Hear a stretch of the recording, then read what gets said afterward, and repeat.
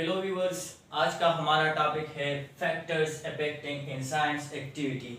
अभी हमारे पास कौन कौन से फैक्टर्स है जो एंजाइम की एक्टिविटी को अफेक्ट करता है या इसे इंक्रीज करता है या डिक्रीज करता है। तो पहले नंबर पर हमारे पास है टेम्परेचर।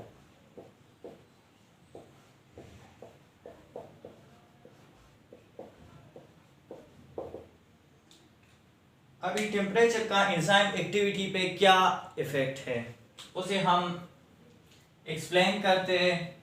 इनिशियली अगर हम देखें,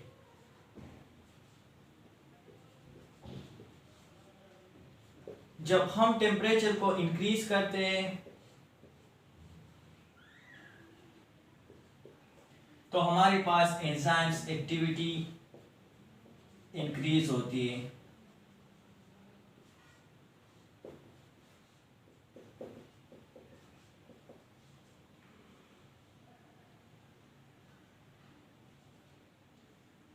इनिशियली अगर हम टेम्परेचर इंक्रीज करते हैं तो हमारे पास एंजाइम्स एक्टिविटी इंक्रीज होती है। अभी इसका रीजन क्या है?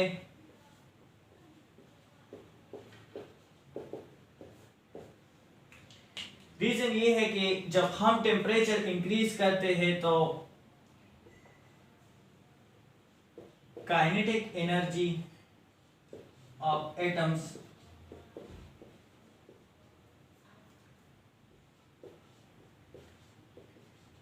of the substrate molecule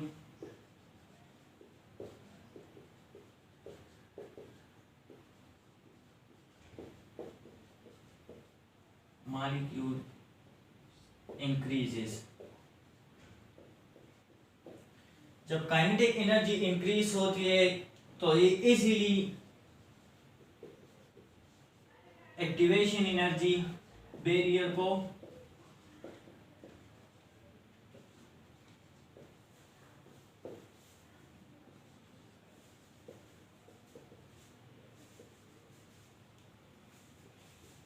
cross करती है। इनिशियली जब हम टेम्परेचर इंक्रीज करते हैं तो एंजाइम एक्टिविटी हमारे पास इंक्रीज होती है। इसका रीजन हमारे पास ये है कि हम जब टेम्परेचर इंक्रीज करते हैं तो kinetic energy of atoms of the substrate molecule increases. जब काइनेटिक एनर्जी इंक्रीज होती है तो ये मॉलिक्यूल्स जो है इजीली एक्टिवेशन एनर्जी बैरियर को क्रॉस करते हैं। अभी एक्टिवेशन एनर्जी क्या है?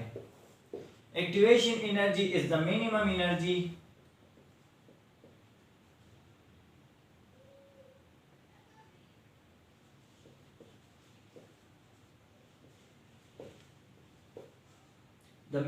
energy required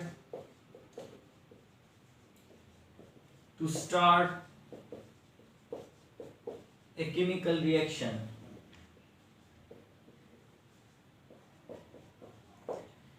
एक केमिकल रिएक्शन को स्टार्ट करने के लिए हमारे पास जो मिनिमम एनर्जी रिक्वायर्ड है उसे हम कहते हैं एक्टिवेशन एनर्जी। तो टेम्परेचर इंक्रीज करने से हमारे पास एटम्स की काइनेटिक एनर्जी इंक्रीज होती है। जो एक्टिवेशन जब ये एनर्जी काइनेटिक एनर्जी इंक्रीज होती है तो एक्टिवेशन एनर्जी बैरियर को ये एटम्स ये मॉलिक्यूल्स इजीली क्रॉस करते हैं। तो हमारे पास ये एंजाइम्स ये काम भी करता है कि enzymes decrease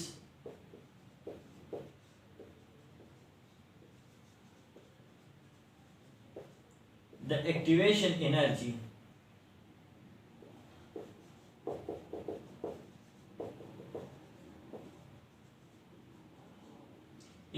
of a reaction। लेकिन टेम्परेचर बढ़ाने से तो हमारे पास एंजाइम एक्टिविटी इंक्रीज होती है, लेकिन up to a certain limit.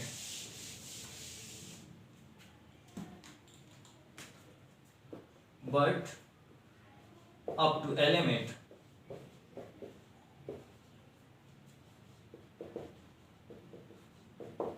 अभी वो लिमिट हमारे पास क्या है? That limit is the optimum temperature.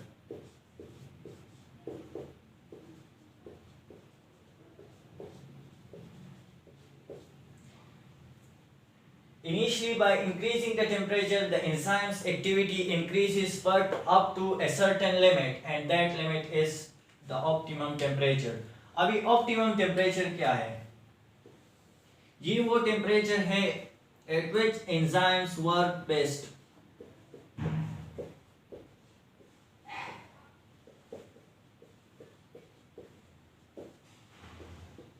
The temperature at which enzymes work best is called optimum temperature.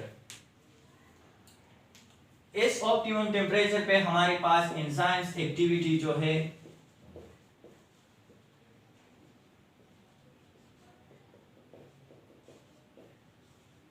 वो मैक्सिमम होती है।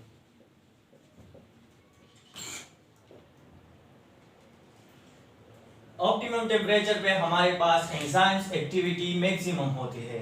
अभी अगर हम ऑप्टिमम टेम्परेचर के बाद टेम्परेचर इंक्रीज करते हैं तो हमारे पास एंजाइम एक्टिविटी पे क्या फर्क पड़ेगा, इसमें क्या चेंज आएगा, अभी ये पढ़ते हैं।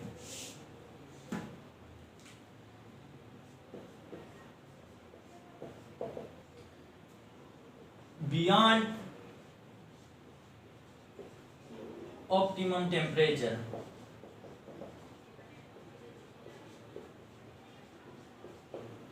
अगर हम टेम्परेचर को इंक्रीज करते हैं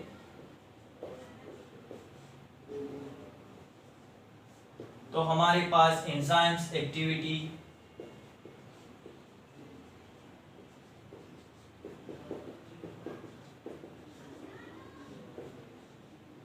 डिक्रीज होती है। अगर हम ऑप्टिमम टेम्परेचर के बाद टेम्परेचर को बढ़ाना चाहें और हम टेम्परेचर को बढ़ाएं तो हमारे पास एंजाइम्स एक्टिविटी डिक्रीज होती है। अभी ये क्यों डिक्रीज होती है? पहले जब हम टेम्परेचर को इंक्रीज करते थे तो एंजाइम एक्टिविटी इंक्रीज होती थी, लेकिन अब ऑप्टिमम टेम्परेचर के बाद अगर हम टेम्परेचर को इंक्रीज करते हैं तो एंजाइम एक्टिविटी डिक्रीज होती है। रीजन क्या है इसका? रीजन ये है कि यहाँ पे ऑप्टिमम टेम्परेचर के बाद हमारे पास एंजाइम्स जो है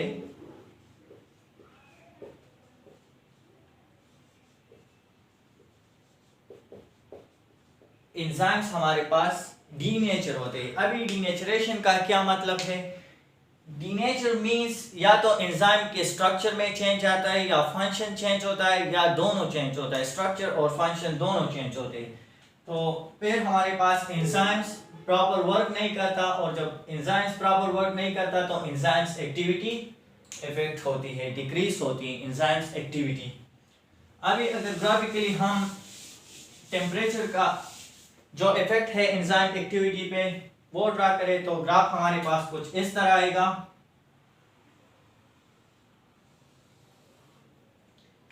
ये हमारे पास एक्स एक्सिस है, ये वाई एक्सिस है।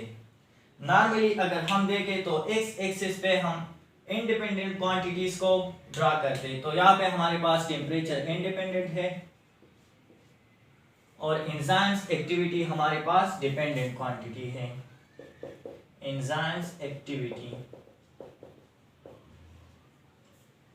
तो हमने कहा कि इनिशियली जब हम टेम्परेचर को इंक्रीज करते हैं तो एंजाइम्स एक्टिविटी इंक्रीज होती है, but up to a certain limit. उसके बाद हमारे पास एंजाइम्स एक्टिविटी डिक्रीज होती है। अभी देखें ना, यहाँ पे हमारे पास ये हाईएस्ट एंजाइम एक्टिविटी है, मैक्सिमम एंजाइम्स एक्टिविटी। ये पॉइंट हमारे पास मैक्सिमम एंजाइम एक्टिविटी को शो करता है, और ये मैक्सिमम एंजाइम एक्टिविटी जिस टेम्परेचर पे हो उस टेम्परेचर को हम क्या कहते हैं? Optimum temperature. तो यहाँ पे जो टेम्परेचर होगा वो हमारे पास क्या है? Optimum temperature. देखिए, जब ऑप्टिमम टेम्परेचर के बाद टेम्परेचर इंक्रीज होती है तो हमारे पास ये enzyme activity slowly and gradually decrease होती है। यहाँ पे हमारे पास एंजाइम एक्टिविटी इतनी है, फिर इस पॉइंट पे यहाँ से इंक्रीज है क्योंकि टेम्परेचर इंक्रीज हुआ है। यहाँ पे टेम्परेचर ये है, लेट ये है टेम्परेचर 10 डिग्री सी, लेट ये है 20 डिग्री सेंटीग्रेड और ये है 40 डिग्री सेंटीग्रेड, लेट ये हमारे पास है 90 डिग्री सेंटीग्रेड, जहाँ पे एंजाइम एक्टिविटी बिल्कुल ज़ीरो हो गई है। तो by increasing the temperature enzyme activity increases, यहाँ पे हमारे पास एंजाइम एक्टिविटी मैक्सिमम है। सो कंक्लूजन ये है कि इनिशियली जब हम टेम्परेचर इंक्रीज करते हैं तो एंजाइम एक्टिविटी इंक्रीज होती है। क्यों इंक्रीज होती है? क्योंकि एंजाइम्स एटम्स जो है उसकी काइनेटिक एनर्जी इंक्रीज होती है, जो इजीली एक्टिवेशन एनर्जी बैरियर को क्रॉस करता है। फिर हमारे पास एक पॉइंट आता है जिसे हम ऑप्टिमम टेम्परेचर कहते हैं। उस ऑप्टिमम टेम्परेचर पे हमारे पास एंजाइम्स एक्टिविटी सबसे ज़्यादा होती है। ऑप्टिमम टेम्परेचर के बाद अगर हम टेम्परेचर को इंक्रीज करते हैं तो एंजाइम्स एक्टिविटी ग्रेजुअली डिक्रीज होती है and a point reach where enzyme activity becomes zero. यहाँ पे हमारे पास सारे एंजाइम्स जो है डीनेचर हो चुके होते हैं। All the enzymes are denatured at this point, so enzymes activity is zero. तो ये था आज का हमारा lecture factors affecting enzyme activity के पहले पॉइंट टेम्परेचर पे, कि टेम्परेचर एंजाइम एक्टिविटी को कैसे अफेक्ट करता है। Thanks for watching my video. अल्लाह हाफिज़।